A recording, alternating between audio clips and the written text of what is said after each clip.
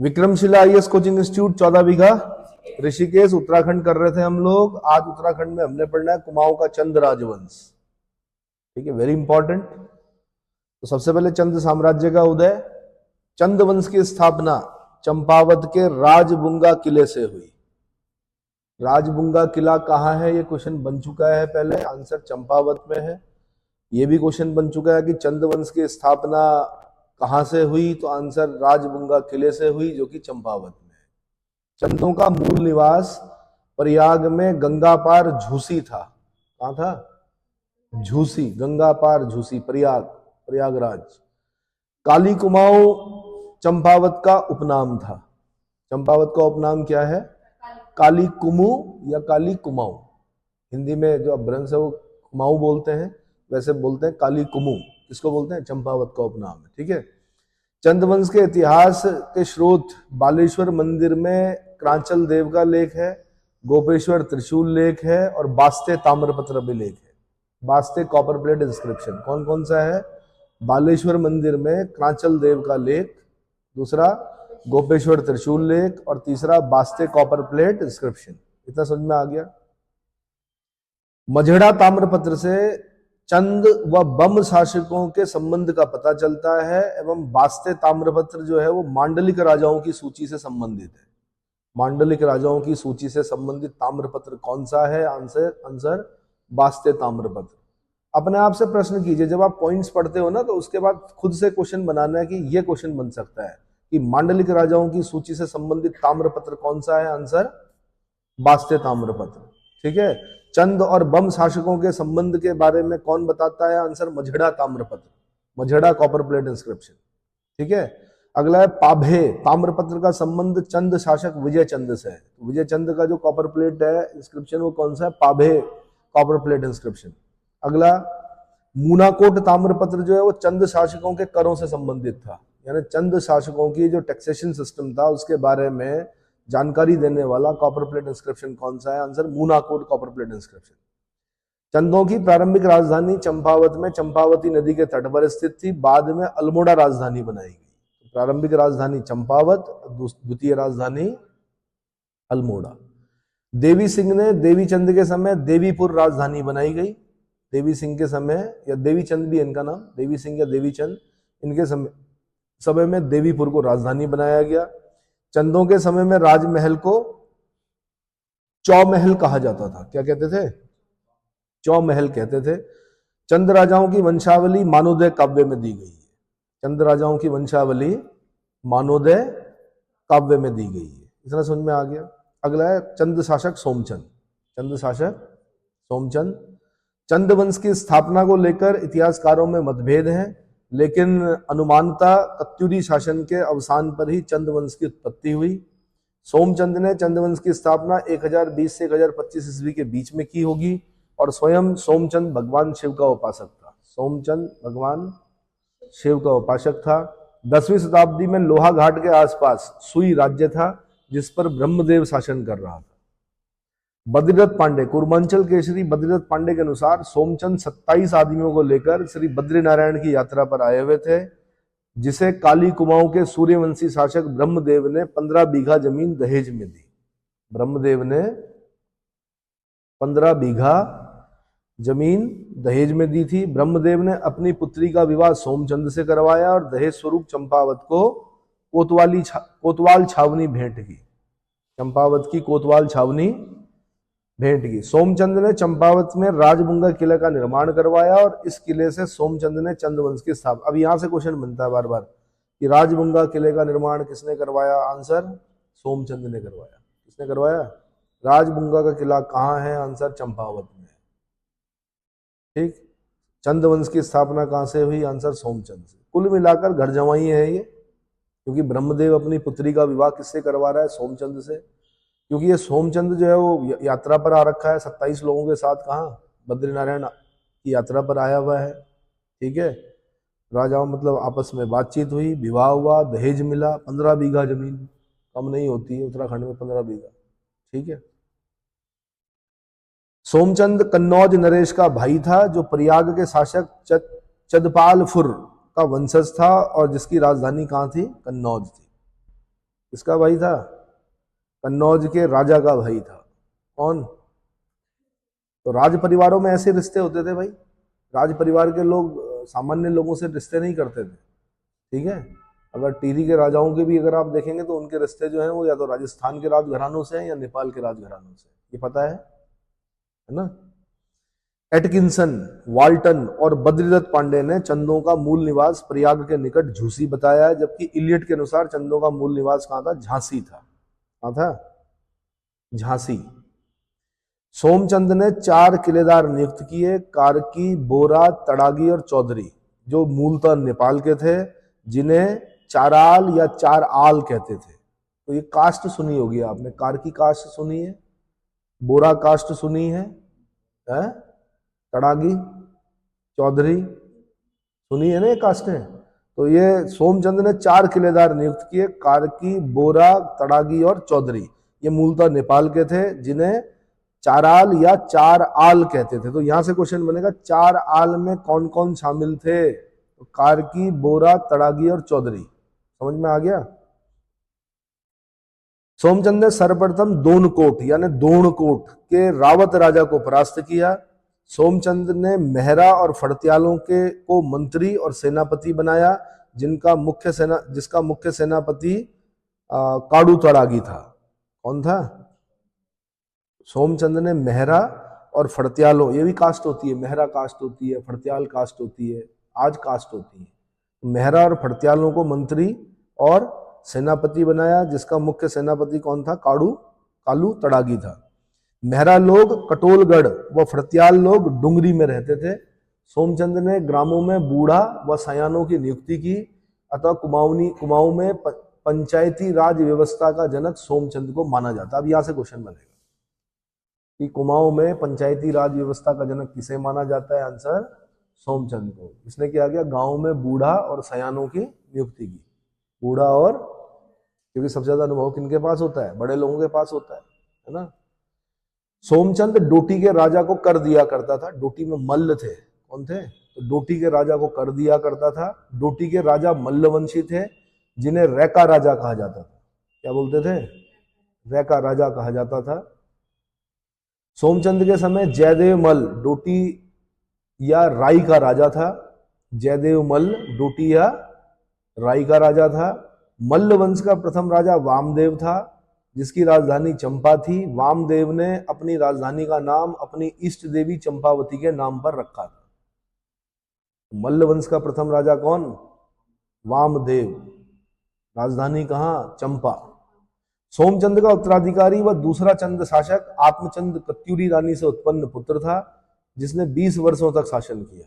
तीसरे चंद शासक पूर्ण चंद ने 1066 से 1084 ईस्वी तक शासन किया। चौथा शासक इंद्रचंद ने नेपाल मार्ग से चीन के साथ व्यापारिक संबंध स्थापित किए। एटकिंसन के अनुसार इंद्रचंद ने रेशम उत्पादन और रेशमी वस्त्र बनाने का कार्य प्रारंभ किया। यहां से क्वेश्चन बनेगा, एटकिंसन के अनुसार वो कौन सा चंद शासक था जिसने रेशम उत्पादन और रेशमी वस्त्र बनाने का कार्य प्रारंभ किया? आंसर इंद्रचंद, चौथे नंबर का जो चंद राजा है। क्लियर हो गया? रेशमी वस्त्रों के रंग को पक्का करने के लिए कुमाऊं में झूठी खबर फैलाने की प्रथा थी, जिसे पटरंगवली कहा जाता था। रेशमी वस्त्रों के रंग को पक्का करने के लिए कुमाऊं में झूठी खबरें फैलाने की प्रथा थी, जिसे क्या बोलते थे? पटरंगवाली कहा जाता था। इंद्रचंद्र राजा बड़ा घमंडी था, जो अपने को इंद्र के समान समझता था।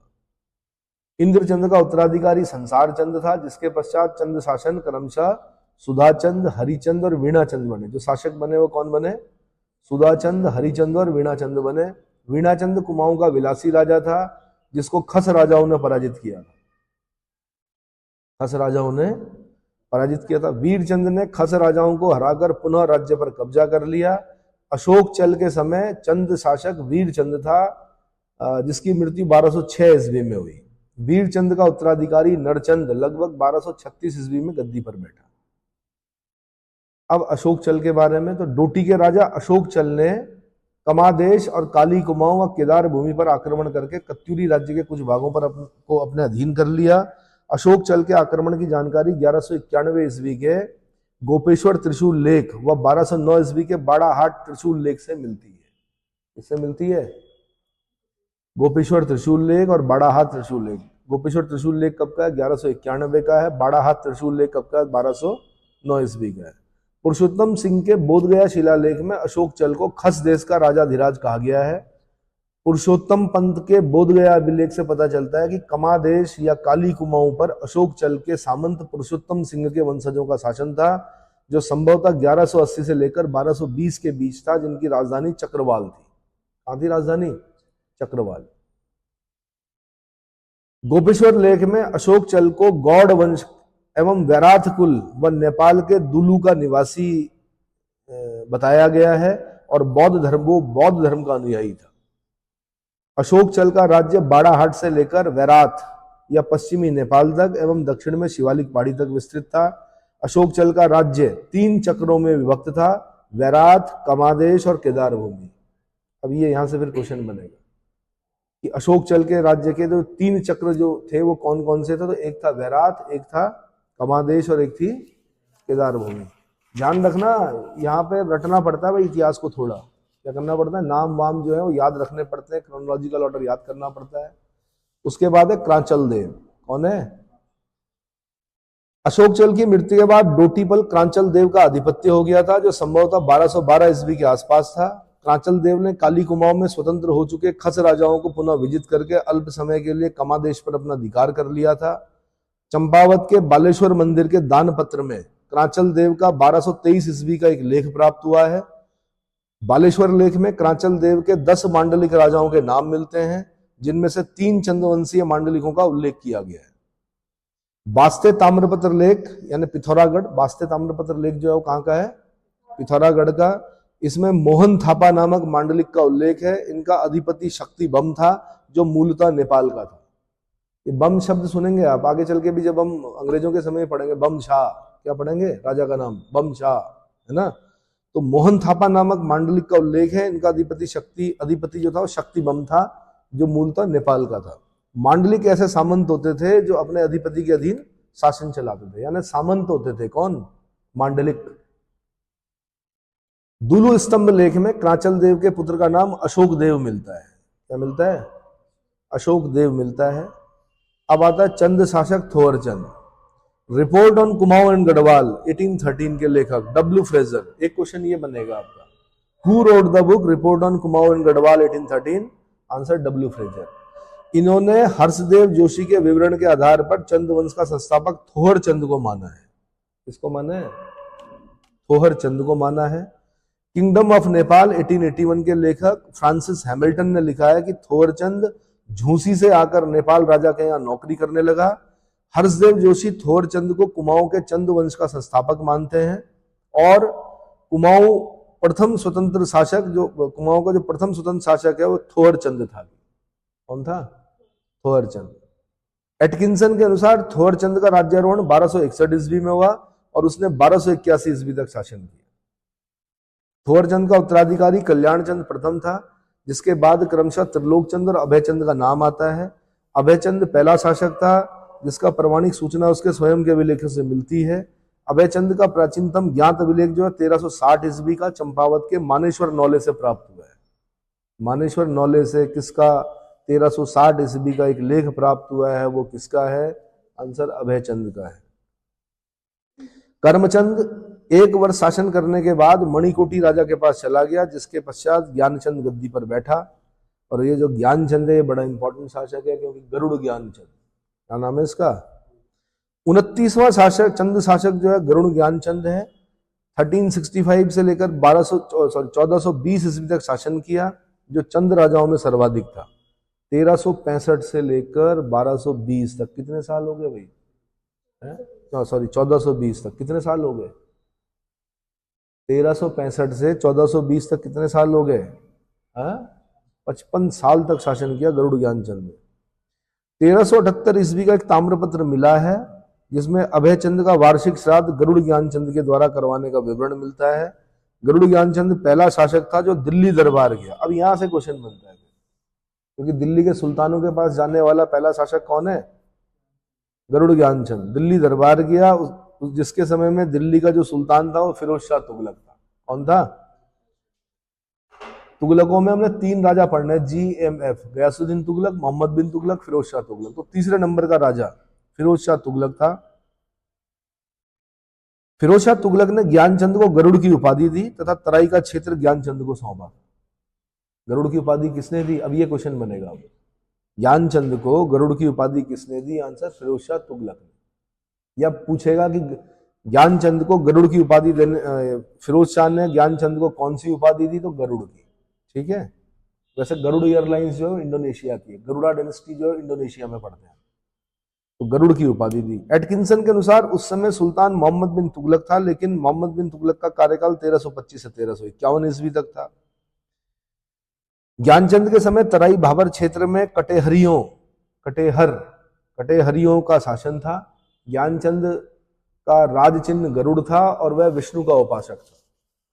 सेरा खड़कोट ताम्रपत्र में ज्ञानचंद को राजाधिराज महाराज कहा गया है और सेरा का विजेता भी गरुड़ ज्ञानचंद को कहता है। मझेड़ा ताम्रपत्र के अनुसार ज्ञानचंद के समय एकमात्र सामंत राजा विजयबम था। एकमात्र सामंत राजा कौन था? विजयबम था। गोबासा ताम्रपत्र में ज्ञानचंद ने 1418 ईस्वी में देवराज तिवाड़ी को एक ग्राम की वृत्ति दान में दी थी। नीलू कठायत ज्ञानचंद का वीरवान सेनापति था जो कपरौली गांव का रहने वाला था, जिसे राजा ने कुमैया खिल्लत दी थी, जो एक प्रकार की पोशाक होती थी। कुमैया खिल्लत दी थी, जो एक प्रकार की पोशाक होती थी। वो कौन था? नीलू कठायत। नीलू, हो सकता है यही कठायत आगे चलकर कठैत बने हो, है ना? आज कास्ट होती है कठैत। तो नीलू कठायत ज्ञानचंद का वीरवान सेनापति था जो कपरौली गांव का रहने वाला था, जिसे राजा ने कुमैया खिल्लत दी थी, जो एक प्रकार की पोशाक होती थी। गरुड़ ज्ञानचंद का उत्तराधिकारी जो बने वो बने हरिहर चंद और द्वानचंद। कौन बने? द्वानचंद। तो चंद शासक। अब उद्यान चंद के बारे में बता रहा हूं। गरुड़ ज्ञानचंद ने नीलू कठायत को धोखे से मार दिया था। जिस अत्याचारपूर्ण कार्य से उद्यान चंद को आत्मग्लानि हुई, जिस कारण इन्होंने कई स्थानों में मंदिर व नौला बनवाए। क्या बनवाए? नौला बनवाए। नौला जो होते हैं पानी का जो स्रोत होते हैं, उसके चारों ओर एक प्रकार का क्या, टंकी जैसी समझ लीजिए। ठीक है। बद्रीदत्त पांडे के अनुसार उद्यान चंद ने चंपावत में बालेश्वर का मंदिर बनवाया था और 1 साल की मालगुजारी तमाम प्रजा की माफ कर दी थी। तमाम प्रजा की जो मालगुजारी थी वो 1 साल की माफ कर दी थी। किसने? उद्यान चंद ने। तो बालेश्वर का मंदिर किसने बनवाया? उद्यान चंद ने। कहां पर बनवाया? चंपावत में। किसके अनुसार? बद्रीदत्त पांडे के अनुसार। 1 साल की मालगुजारी माफ करने वाला राजा कौन? उद्यान चंद। ऐसे पढ़ा जाता है। ठीक है। 1423 ईस्वी के बालेश्वर मंदिर ताम्रपत्र का संबंध विक्रम चंद से था, जिसने उद्यान चंद द्वारा शुरू बालेश्वर मंदिर का कार्य पूर्ण कराया, जिसमें ब्राह्मण कुंज शर्मा तिवाड़ियों ने योगदान दिया था। ब्राह्मण कुंज शर्मा तिवाड़ियों ने योगदान दिया था। तो अब बालेश्वर मंदिर ताम्रपत्र से पता चल रहा है कि बालेश्वर मंदिर का कार्य किसने पूर्ण किया? विक्रम चंद ने। जबकि स्टार्ट किसने कराया? उद्यान चंद ने। ठीक है। बालेश्वर ताम्रपत्र में उद्यान चंद ने गुजराती ब्राह्मण कुंज शर्मा तिवाड़ी को भूमिदान की बात सामने आई है, जिसमें साक्षीगण के रूप में पंत नवीसी का उल्लेख मिलता है, जिसका अर्थ वर्तमान के संदर्भ में कचहरी से है। पंत नवीसी यानी कचहरी। तो साक्षीगण के रूप में। ठीक है। उसके बाद आता चंद शासक भारती चंद। 35वां शासक भारती चंद 1437 ईस्वी में गद्दी पर बैठा, जिसका कार्यकाल 1437 से 1477 तक रहा। भारती चंद के पवाड़े कुमाऊं इतिहास में प्रसिद्ध है। तो 37 से 77 कितना हो गया? 40 साल। 40 साल शासन किया है इसने। तो इसके पवाड़े जो हैं कुमाऊं इतिहास, भारती चंद के पवाड़े कुमाऊं इतिहास में प्रसिद्ध हैं। पवाड़ों में भारती चंद व कुमाऊं की वीरांगना कौन? भागा धौन्यान के द्वंद्व युद्ध का वर्णन मिलता है। अब ये बड़ा इंपॉर्टेंट हो गया। भारती चंद कुमाऊं की वीरांगना भागा धौन्यान के साथ क्या कर रहा है? द्वंद्व युद्ध कर रहा है। तो वीरांगना भागा धौन्यान के साथ द्वंद्व युद्ध करने वाला चंद राजा कौन था? आंसर भारती चंद था। कौन था? भारती चंद वंश का सबसे पराक्रमी और साहसी राजा था। भारती चंद ने डोटी से दास्ता से छुटकारा पाने के लिए डोटी राज्य पर आक्रमण किया। भारती चंद की सेना या कटक में सभी जाति एवं धर्म के लोग थे। डोटी आक्रमण के दौरान चंद सेना का पहला पड़ाव सोर के कटकू नौला में था और दूसरा पड़ाव काली नदी के किनारे बाली चौड़ में था। भारती चंद ने 12 वर्षों तक डोटी पर घेरा डाला था। कितने वर्षों तक? 12 वर्षों तक डोटी पर घेरा डाला था। भारती चंद को डोटी पर विजय 1451-52 में मिली। हुडैती ताम्रपत्र के अनुसार भारती चंद ने 1451 ईस्वी में एक गांव दान में देने का वर्णन मिलता है। हुडैती कॉपर प्लेट इंस्क्रिप्शन में यह पता चलता है कि 1451 में भारती चंद ने एक गांव दान में दिया था। डोटी अभियान के तहत नायक जाति की उत्पत्ति हुई थी। नायक जाति की उत्पत्ति डोटी अभियान के दौरान। नायक जाति के लोग चंद सैनिकों की अवैध संतानें थी। कौन थे? चंद सैनिकों की अवैध संतानें जो थी उनको नायक जाति के रूप में जाना गया। भारती चंद ने अपने पुत्र रत्नचंद की सहायता से सोर, सीरा, थल आदि पर अधिकार कर लिया था। सोर, सीरा और थल आदि पर अधिकार कर लिया। सोर या पिथौरागढ़ में मल्ल वंश का शासक बम्बशाह था और सोर के मल्ल राजा विजय बम की जानकारी मझड़ा ताम्रपत्र में मिलती है, जिसका शासन भारती चंद ने समाप्त कर दिया था। सोर से मल्लों का प्राचीनतम ताम्रपत्र 1337 ईस्वी का प्राप्त हुआ। खिती खान ताम्रपत्र में भारती चंद के दूसरे पुत्र सुजान कुंवर का उल्लेख मिलता है। किसका उल्लेख मिलता है? सुजान कुंवर का उल्लेख मिलता है। इतना समझ में आ गया? इतना समझ में आया? फिर चंद शासक रत्नचंद, लोहाघाट और हुडैती ताम्रपत्र में रत्नचंद का उल्लेख मिलता है। भारती चंद के बाद उसका पुत्र रत्नचंद 1470 ईस्वी में गद्दी पर बैठा, जिसके समय डोटी के नागमल्ल ने विद्रोह किया, जिसका शासन 11 वर्षों तक रहा।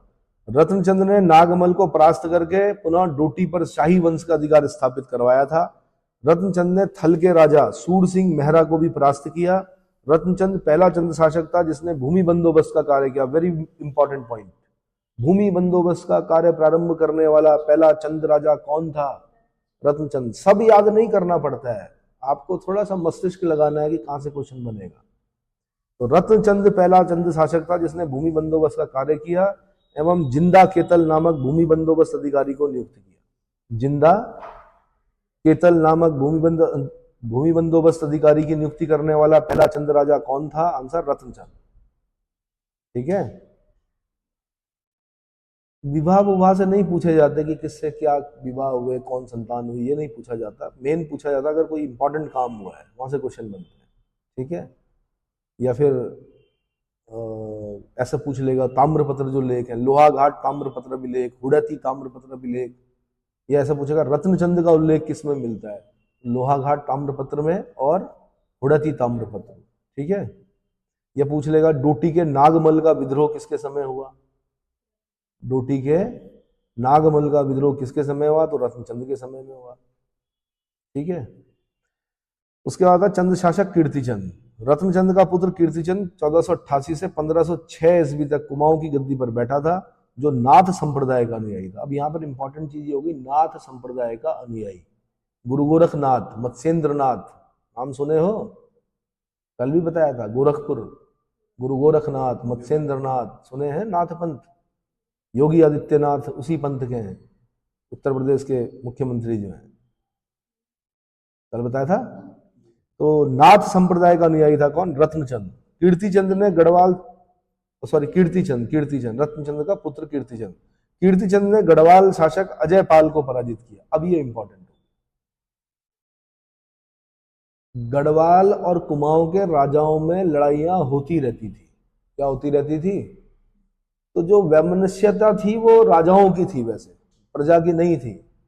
तो लेकिन फिर मैंने कहानी जैसे इलेक्शन में देखा होगा आपने, बड़ी वैमनस्यता हो जाती पार्टियों के बीच में, और उनके पार्टियों के तो जो विधायक और सांसद होते हैं उनके बीच में नहीं होती है, लेकिन कार्यकर्ताओं के बीच में हो जाती है। ऐसे क्या हो जाता है? जनता के बीच में भी हो जाती है।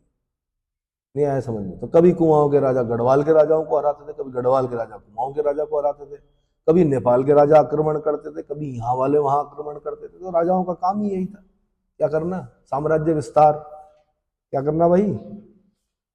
साम्राज्य विस्तार करना। ठीक है। तो कीर्तिचंद ने गढ़वाल शासक अजयपाल को पराजित किया था। कीर्तिचंद ने राज्य विस्तार में बाड़ा मंडल व विसौद आदि क्षेत्र को अपने राज्य में मिलाया। बाड़ा मंडल और विसौद आदि क्षेत्र को अपने राज्य में मिलाया। राजा कीर्तिचंद के समय नागनाथ सिद्ध नाम से एक योगेश्वर चंपावत आए थे। नागनाथ सिद्ध नामक नाम के एक योगीश्वर जो थे वो चंपावत आए थे। कीर्तिचंद के बाद जो प्रतापचंद, ताराचंद, माणिकचंद और भीष्मचंद राजा बने। कौन कौन बने? प्रतापचंद, ताराचंद, माणिकचंद, भीष्मचंद। तो पहले तीन तो इंपॉर्टेंट है नहीं, भीष्मचंद इंपॉर्टेंट है। कौन है? तो चंद शासक भीष्मचंद। भीष्मचंद 1512 से 1530 ईस्वी तक गद्दी पर बैठे और 1514 ईस्वी का एक ताम्रपत्र मिला है। भीष्मचंद ने खगमरा के किले का निर्माण करवाया। सबसे ज्यादा बार पूछा गया प्रश्न कि खगमरा का किला किसने बनवाया? आंसर भीष्मचंद ने बनवाया। इससे पहले कौन सा किला पढ़ा था हमने? अभी थोड़ी देर पहले बताया था मैंने एक किला। कौन सा?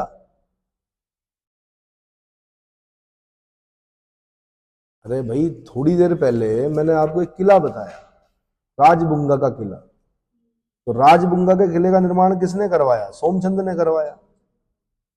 राजबुंगा का किले का निर्माण किसने कराया? सोमचंद ने करा। कई बार ऐसा होगा, एक ही क्वेश्चन होगा, 4 किले होंगे, 4 राजा होंगे, मैच करने पड़ेंगे कौन सा किला किसने बनाया। तो जैसे मैंने आपको बताया था कि क्या राजबुंगा का किला सोमचंद ने बनाया, ऐसे ही यहां पर ये इंपॉर्टेंट हो गया कि खगमरा का किला किसने बनाया? भीष्मचंद ने बनाया। ठीक है। और आलमनगर की नींव डाली। इसकी आलमनगर की नींव, ये भी इंपॉर्टेंट हो गया। भीष्मचंद ने ताराचंद के पुत्र कल्याणचंद को गोद लिया था। भीष्मचंद ने ताराचंद के पुत्र, क्योंकि 4 ऐसा हुआ ना, कीर्तिचंद के बाद 4 राजा हुए, प्रतापचंद, ताराचंद, माणिकचंद और भीष्मचंद। अब भीष्मचंद की शायद अपनी संतानें नहीं थी, इसलिए ताराचंद के पुत्र को उसने क्या किया? कल्याणचंद को गोद लिया। भारत में बाबर के आक्रमण के समय भीष्मचंद कुमाऊं का शासक था। भीष्मचंद कुमाऊं का शासक था। गजुआ नामक खसिया मुखिया ने भीष्मचंद का वध किया था। अब ये इंपॉर्टेंट हो गया कि भीष्मचंद जो राजा था उसकी हत्या जो की वो एक मुखिया ने की। उसका नाम क्या था? गजुआ। खसिया मुखिया था एक, गजुआ। उसने हत्या कर दी किसकी? भीष्मचंद की। तो भीष्मचंद के समय में 3-4 पॉइंट इंपॉर्टेंट हो गए। एक, उसने खगमरा के किले का निर्माण करवाया। दूसरा, उसने आलमनगर की नींव डाली। तीसरा, उसने ताराचंद के पुत्र कल्याणचंद को गोद लिया। चौथा, बाबर के आक्रमण के समय कुमाऊं का राजा कौन था? भीष्मचंद था। और 5वां, इसकी हत्या एक खसिया मुखिया जिसका नाम क्या था? गजुआ, उसने की। इतने पॉइंट इंपॉर्टेंट हो गए, उसमें से कोई एक हो सकता है क्या बन जाए, और मैक्सिमम जो चांसेस हैं वो खगमरा के किले से। ठीक है। अगला, चंद शासक बालो कल्याणचंद। बालो कल्याणचंद कालीन ताम्रपत्र जो है कलपानी गार्ड पिथौरागढ़ से मिले हैं। कल्याणचंद 1545 ईस्वी से 1565 ईस्वी तक गद्दी पर बैठा। बालो कल्याणचंद भीष्मचंद का गोद लिया हुआ पुत्र था, जिसके विस्तृत विजय के कारण सर्वप्रथम महाराजा धीराज की उपाधि ली थी। तो महाराजा धीराज की उपाधि लेने वाला पहला चंद राजा कौन? बालो कल्याणचंद। ये इंपॉर्टेंट हो गया, ये ऐसे क्वेश्चन बनते। महाराजा धीराज की उपाधि धारण करने वाला पहला चंद राजा कौन? बालो कल्याणचंद। कल्याणचंद के समय में राजधानी अल्मोड़ा पूर्ण रूप से तैयार हो गई थी और अल्मोड़ा स्थित राजधानी को राजापुर कहा गया। क्या कहा गया? अल्मोड़ा को राजापुर। आलमनगर किसका पुराना नाम है भाई? आलमनगर। भाई आलमनगर की नींव कौन डाल रहा? भीष्मचंद। और अल्मोड़ा राजधानी पूर्ण रूप से तैयार हो रही किसके समय में? कल्याणचंद के समय में। इसका पुराना नाम है आलमनगर। सॉब्रिक्वेट यूज किए होंगे आपने, सॉब्रिक्वेट याद किए होंगे।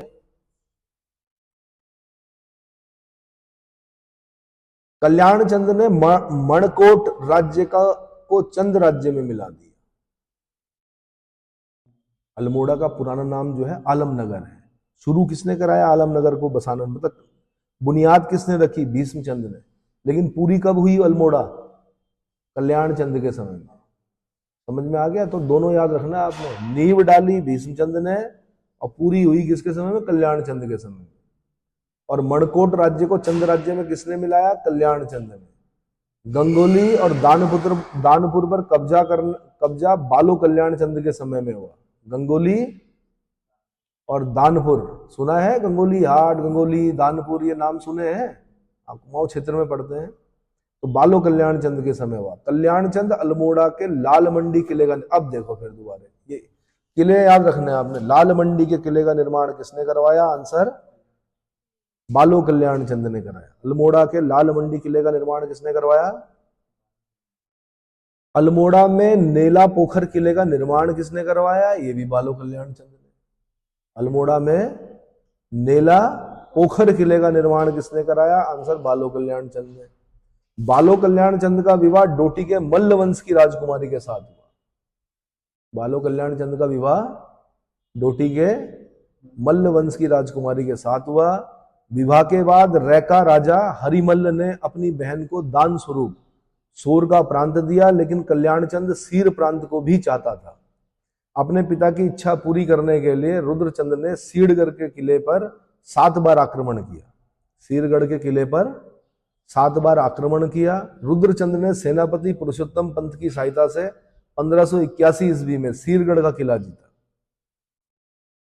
सीरगढ़ का किला जीता। इस्लाम शाह सूर के शत्रु खवास खां को चंद राज्य में शरण का सही समय ज्ञात नहीं है। उस समय माणिक चंद या कल्याण चंद में से कोई भी एक शासक हो सकता है। बद्रीनाथ पांडे के अनुसार खवास खान ने माणिक चंद के समय में कुमाऊं में शरण ली। बद्रीनाथ पांडे के अनुसार माणिक चंद ने इस्लाम शाह सूर के शाही हुक्म के जवाब में लिखा था कि मैं उस आदमी को किस प्रकार कैद कर सकता हूं जिसने मेरी शरण मांगी है। जब तक मुझ में दम है मैं ऐसा नीच कर्म का अपराधी नहीं हो सकता। तो ये बड़ी चीज है भाई कि यानी कुमाऊं में कोई शरण ले रहा है, कौन?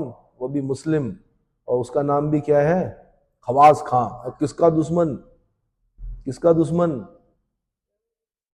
इस्लाम शाह सूर का। इस्लाम शाह सूर का, ठीक है। तो इस्लाम शाह सूर को उत्तर दे रहा है, या तो माणिक चंद दे रहा है या फिर कौन?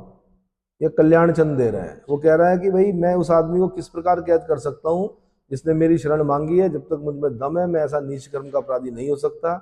अगला, राजा बालो कल्याण चंद ने अपने शासनकाल के दौरान स्थानीय स्वायत्ता या पंचायती पद्धति लागू की थी। स्थानीय स्वायत्ता या पंचायती पद्धति लागू करने वाला जो राजा था उसका नाम क्या था? बालो कल्याण चंद। महाराष्ट्र के लेखक अनंत देव ने अपने ग्रंथ स्मृति कौस्तुभ में कल्याण चंद को प्रजा हितैषी बताया है। क्या बताया है?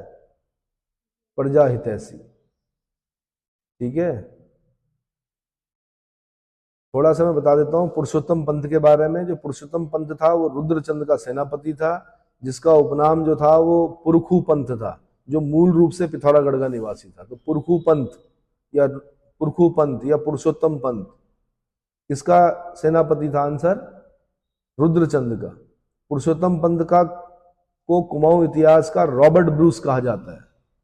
पुरुषोत्तम पंत को कुमाऊं इतिहास का रॉबर्ट ब्रूस कहा जाता है। रॉबर्ट ब्रूस जो थे इतिहासकार थे, रॉबर्ट ब्रूस फुट, है ना, उनसे तुलना की गई है। पुरुषोत्तम पंत मराठी ब्राह्मण जयदेव का पुत्र था। पुरुषोत्तम पंत मराठी ब्राह्मण जयदेव का पुत्र था। कल्याण चंद की पत्नी ने वचन लिया था कि जब तक सीरगढ़ का किला चंदों के अधीन नहीं होगा तब तक मैं सती नहीं होंगी। अपने वचन के अनुरूप सीरागढ़ का किला जीतने के बाद कल्याण चंद की पत्नी सती हुई थी। सीरागढ़ से हरिमल्ल को भगाने में मुख्य योगदान जो है वो पुरखू पंत का ही था।